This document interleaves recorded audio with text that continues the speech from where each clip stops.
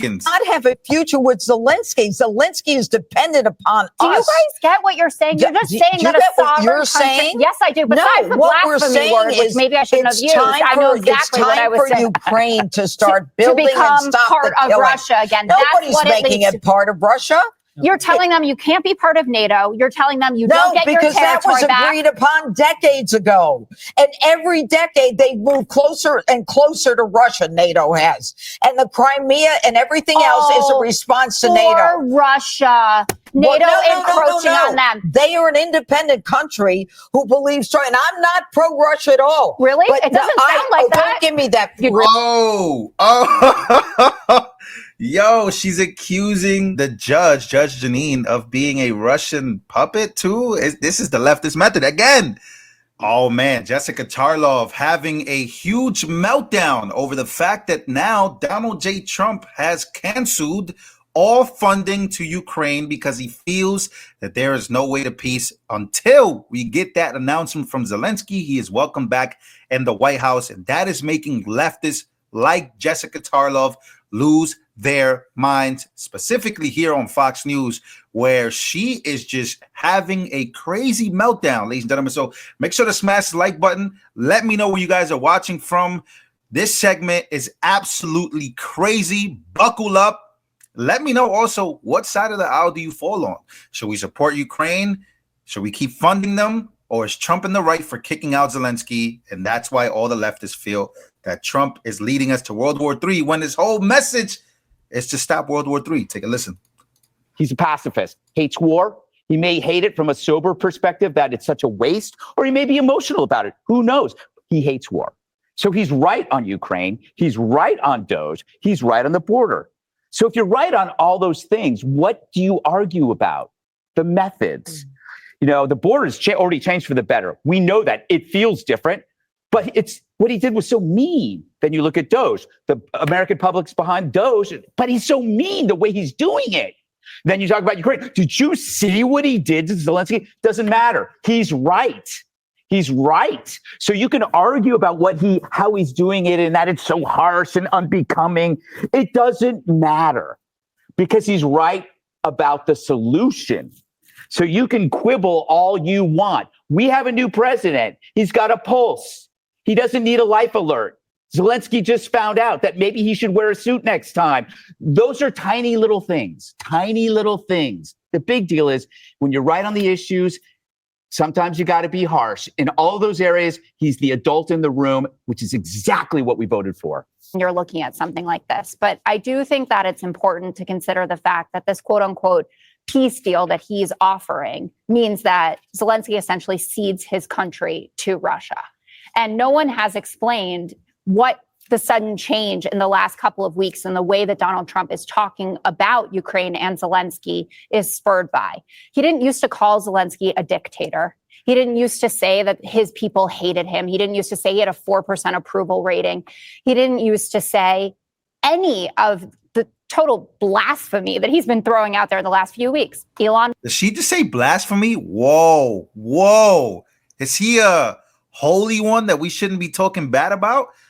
Again, look at the pedestal that leftists in America are holding Vladimir Zelensky to. I mean, this is blasphemous. The fact that they're holding him to this, I don't know, man. That sounds crazy to say. Like, we can't say anything bad about him. Yeah, Trump never said that before, but he's saying it now because he changed his mind about him. He found out more, got more information. Wow. Musk also on Twitter a couple of days ago saying, I agree, to someone who said that the U.S. should get out of NATO and the UN. Blasphemy. These are all things. Is that bad? I couldn't come up with the right word. It's funny. Okay. Well, have a good chuckle at it. These are all things that Putin wants to hear. And you know that because his own spokesman, Peskov, said as much, said the rapidly changing U.S. foreign policy configurations largely coincides with our vision. Dmitry Medvedev, the insolent pig about Zelensky, finally got a proper slapdown in the Oval Office. Trump is right. The Kyiv regime is gambling with World War III. So if you are satisfying someone that we all agree is a dictator and authoritarian to that level, don't you think maybe the methods aren't that great? And that's not to say that we don't need to come to the table and say, this is what our peace plan is. These are the territorial lines that we are comfortable with. No one thinks that he's going back to a pre-2014 era. Zelensky himself doesn't think that. I don't think it's smart, a week though, ago, Jessica. but you just made a case about it being that somebody else might agree with your perspective.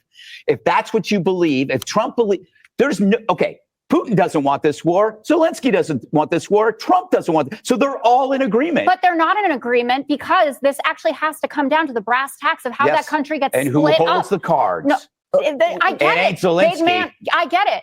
I heard it. Tommy Tuberville was on TV today saying this is about what Putin and Donald Trump want. This doesn't have to do with Zelensky. But guess what? There are millions of Ukrainians who would beg to differ. No, they're not dead. Already they don't dead. have a future with him. They do not have a future with Zelensky. Zelensky is dependent upon us. Do you guys get what you're saying? You're just saying that a sovereign country. Yes, I do. Besides the blasphemy word, which maybe I shouldn't have used. Oh, it's getting spicy in there, ladies and gentlemen. It's getting spicy.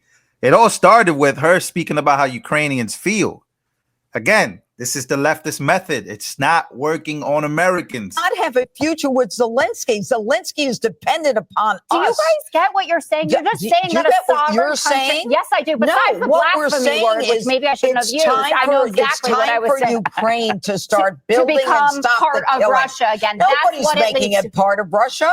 You're telling them you can't be part of NATO. You're telling them you don't get your territory back. No, because that was agreed upon decades ago. And every decade they move closer and closer to Russia, NATO has. And the Crimea and everything else is a response to NATO. For Russia. NATO encroaching on them. They are an independent country who believes, and I'm not pro-Russia at all. Really? But it doesn't sound like that. Don't give me that. Yo, she's accusing the Judge Janine, of being a Russian puppet too. This is the leftist method. Again, what is she going out on a limb for Zelensky for? Don't you guys just want peace? This is crazy. Look at Jesse Waters' face. Really? Don't give me that. You know what? The truth is they stand for this and they don't want NATO any closer. And it's been decades that that's been agreed to. They invaded a sovereign nation and do you remember 3 years ago? Stolen their children. Okay, 3 years ago. 1 second, Jessica. 3 years ago, I sat here and I said the Russian-Ukrainian thing is like a family fight across the street. We don't want to go over there and get in between a family fight. We did. It's 3 years later. I'm still waiting to hear what Jessica's plan is to remove Russia from eastern Ukraine. What? We haven't heard that yet from you. So until you tell us what your peace deal is, I think this is probably the better deal. Really? Jessica, how are you going to get the Russians out of eastern Ukraine? You make a deal if the with Ukrainians them. you make a deal with them. But the deal is not giving up all of Ukrainian territory and calling him a dictator when he's clearly not. So how do you get them to stop? He's clearly not. You don't go to Ukraine. You don't even know what's going on out there. You don't even know what's going on out there. I don't even know if you guys saw a video earlier about the DNI, Director of National Intelligence, saying that Ukraine cancels elections, opposition silenced and jailed, churches shut down, government controls the media out there. It's so much for a democracy in Ukraine. This is what you're going out and crashing out about? Fighting and get Russia to leave the country. I don't know. I don't know is your answer. I don't know. Sorry, I left my 4 stars at home when I came into work. I'm just saying the guy is talking like a Kremlin plant. If you can't do it militarily, you got to go do it at the negotiating table. You know what? The truth is that Donald Trump's job is to get a deal. And that means you don't take one side or the other. He's taking one side. Their interpretation of his not. How is he taking this? How is Trump taking Russia's side when he just wants peace? And he does. We should not care how that peace comes about if we are taxpaying Americans that have been funding this war, $320 billion deep into this war. I don't care anymore. I've crashed out. I don't care. And now Jessica Tarlov and most of these liberals want us to really care, and they're crashing out live on air because they want us to care about Zelensky. They want us to care about Ukraine. I don't. Excuse me. Again. Major crash outs happening over a country that it's just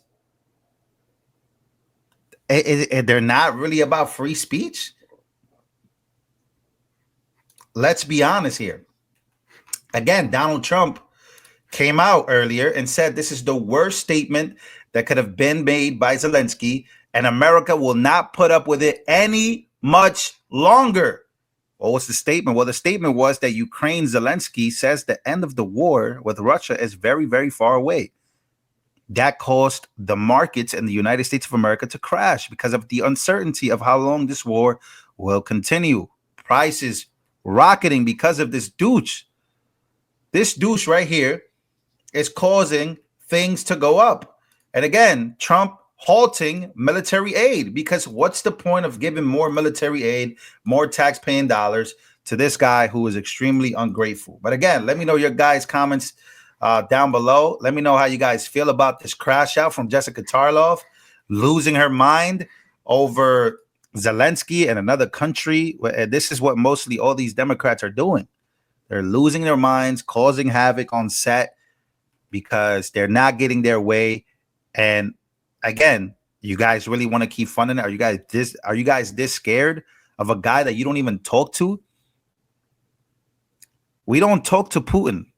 We haven't had a conversation with him. We haven't had him come to America, and we have not been to Russia. We don't know what this guy's feelings are. We are making him out to be the boogeyman that we need to be scared of because he's going to take over the world and he's going to do this, he's going to do that. We don't know. We need to have a conversation with him. But one thing we do know is that they have not been communications with him. But yet Americans still feel like they need to crash out over him. But it's the same thing they feel about Trump. None of these people are really Trump. None of these people are really pro-Ukraine. They're just pro-anti-Trump. And because of that, they're blinded by the fact that they can't see what Ukraine even is. And that's absolutely absurd to me. But that's where America is at today. Major crash outs on national TV over a country that doesn't even support free speech. That's tough. See you guys on the next one.